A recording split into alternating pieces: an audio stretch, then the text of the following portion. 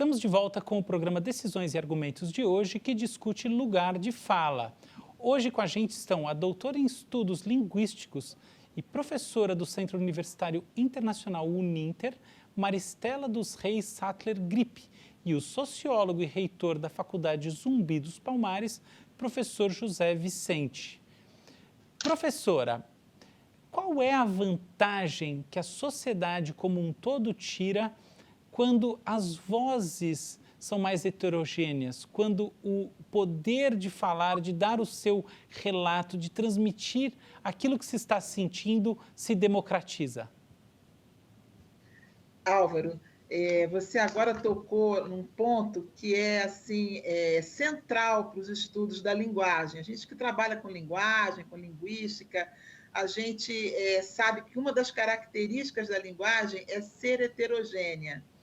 E isso é visto por nós que estudamos a língua como uma coisa muito positiva, porque isso agrega valor à língua, torna a língua dinâmica. Nós entendemos as diversidades linguísticas como construções culturais que são importantes, que dão identidade.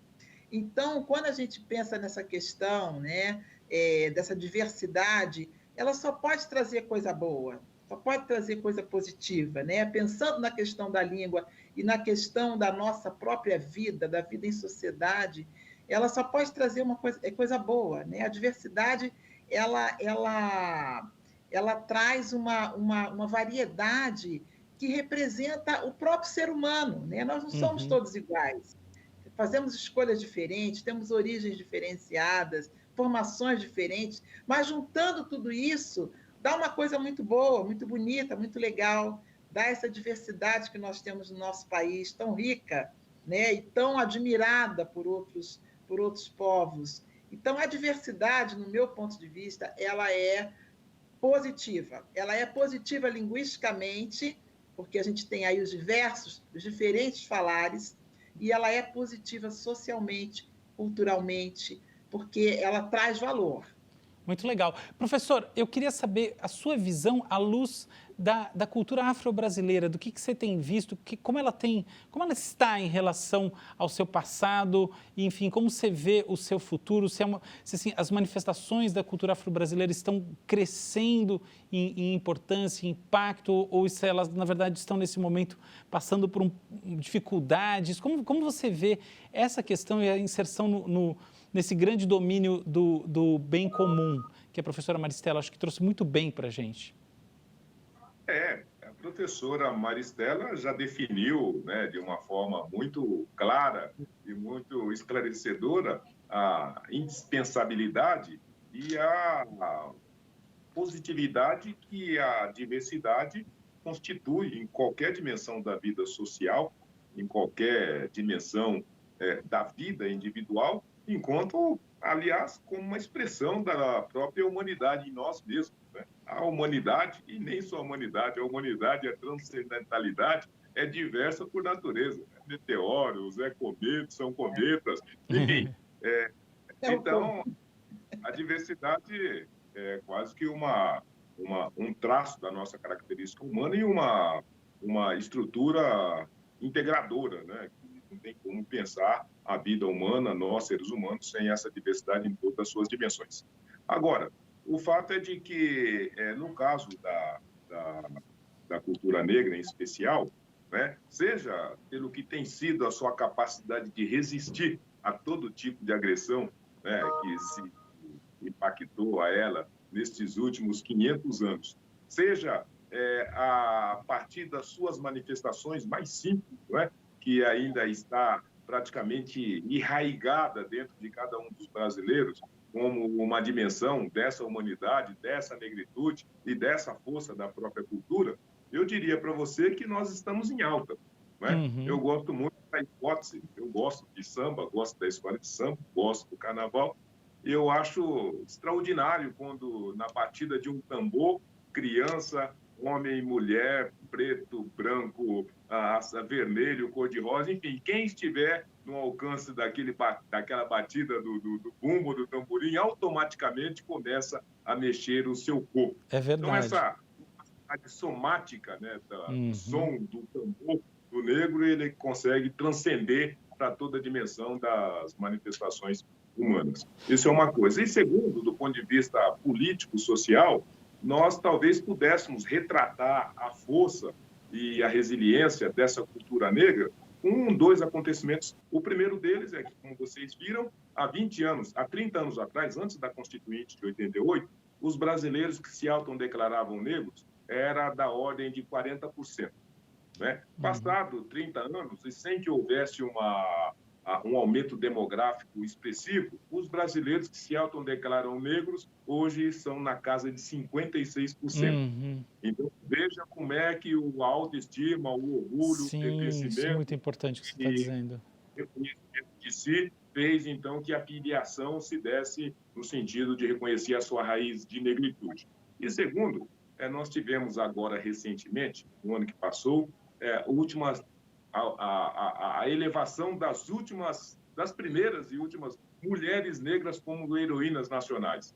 Então, a Luísa Marinha, a Teresa de Benguela,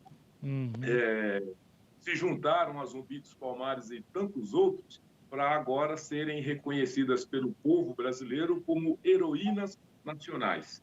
Não é? Então, por uma trajetória histórico-social de tantas dificuldades e tantas hostilizações, ainda assim a cultura negra tem resistido, tem se ampliado, tem se fortalecido e tem ocupado o lugar de expressividade no nosso país, no nosso estado, na nossa cidade. Aliás, Augusto e professora Maristela, eu até acrescentaria, para finalizar a minha intervenção, como uma manifestação desse crescimento, dessa exponencialidade, não é? O fato de que agora, em novembro, nós, a partir de uma propositura do prefeito Bruno Covas, a 12 dos novos CELs, os Centros Unificados de Educação, receberão o nome de 12 personalidades negras, puxadas pela Maria de Jesus e também pelo nosso negro gato Luiz Melodia. Então, veja que nessa ocasião em que a gente está discutindo como resistir, como lutar, como superar, como vencer, então a cultura negra está se expandindo, está se qualificando. Então, eu acho, sim, que ela continua aí, forte, vívida, atuante e agora também em expansão. Genial. Uma pergunta sobre o que você está falando. E exatamente o que vocês fazem de diferente na faculdade que você atua como reitor, que é a Zumbi dos Palmares? Conta para a nossa audiência. A gente faz o mesmo que só você faz no seu programa. Dar voz e dar vez para esse tema, reconstituir e, da mesma maneira, enfatizar, enaltecer e se apropriar dessa trajetória, dessa construção, desse pertencimento, dessa luta, dessa rebeldia, dessa transformação.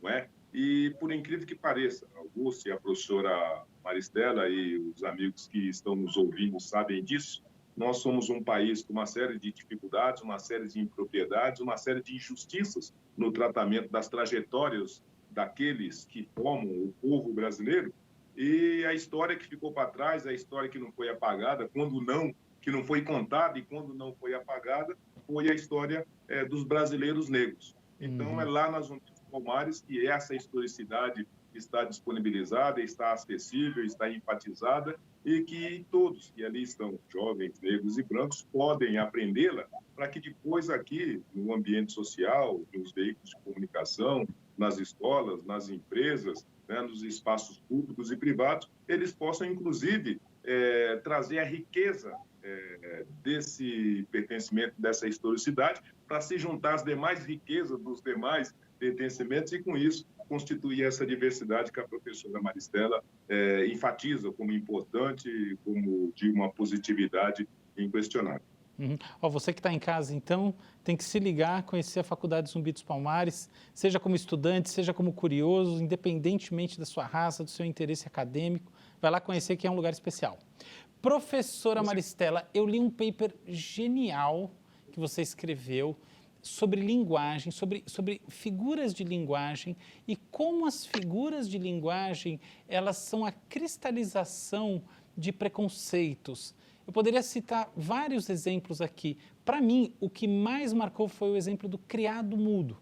porque assim, é um termo tão arraigado na nossa cultura que ninguém para pensar que ele tem como origem o ser humano, uma representação objetal, uma representação reificante, preconceituosa, extremamente negativa e extremamente ignorante, maldosa do ser humano. Será que você pode dar alguns exemplos para a gente, explicando esse primeiro e depois contando aí para a gente que história é essa, que pesquisa tão fascinante é essa? Então, Álvaro, esse texto, né, na verdade, foi um artigo que a gente produziu ali para a Uninter, cujo título era Não Sou Tuas Negas, Exato. ou Como o Racismo Contamina a Linguagem, na qual a nossa intenção era falar justamente sobre isso, né? Como numa sociedade que aboliu a escravidão há apenas 132 anos, alguns termos são termos pejorativos e muito preconceituosos e que estão tão internalizados, né, no nosso dia a dia, no nosso uso, que a gente muitas vezes utiliza sem saber que as palavras têm história. Elas não estão aí por acaso. De acordo com Bakhtin, que é um teórico que a gente costuma estudar na faculdade, ele dizia que não tem linguagem neutra, não tem linguagem ingênua. Toda linguagem vem carregada de sentido, de uma ideologia, de uma história, né, dos nossos próprios valores.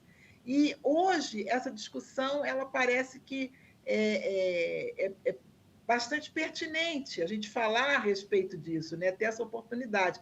Então, a expressão criado mudo, ela tem essa história, né? Então, daquele negro, né, da casa, né, a escrava doméstica ali, agora me esqueci o nome, como é que tinha a mulher que ficava em casa, a escrava que ficava em casa, enfim.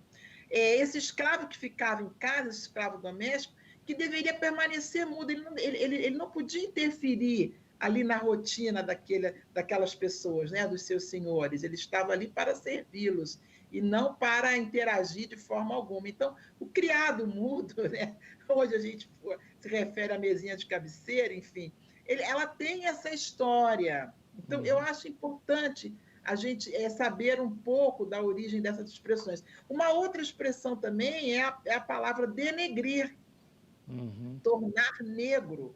Então, denegrir, né, a imagem de alguém, né, é você torná-la, escurecê-la, torná-la ruim. Ela traz uma ideia negativa sobre o tornar negro, né, tornar negro alguma coisa. Uma outra expressão também, ter um pé na cozinha. Fulano tem um pé na cozinha, ou seja, ele é filho aí de gente que já foi serviçal, já foi empregado de alguém, deve ter um pezinho na senzala, né? Então, esses termos são termos muito preconceituosos. Sim. Não tem nada de afetivo nisso, né? Dizer, olha, você é tão bonitinha, você é tão bonitinha e você é negra, né? Ou você é uma mulatinha tão simpática. Não tem nada de afetivo, né? Não tem nada de afetivo nisso. Isso é puramente preconceito, é puro racismo. Genial. E nós estamos imersos nessa cultura que se sustenta pela linguagem. Muito interessante. Professora Maristela, a gente vai fazer um rápido intervalo e eu volto com mais uma pergunta para você. Eu peço licença aos senhores para um rápido intervalo e a gente volta já.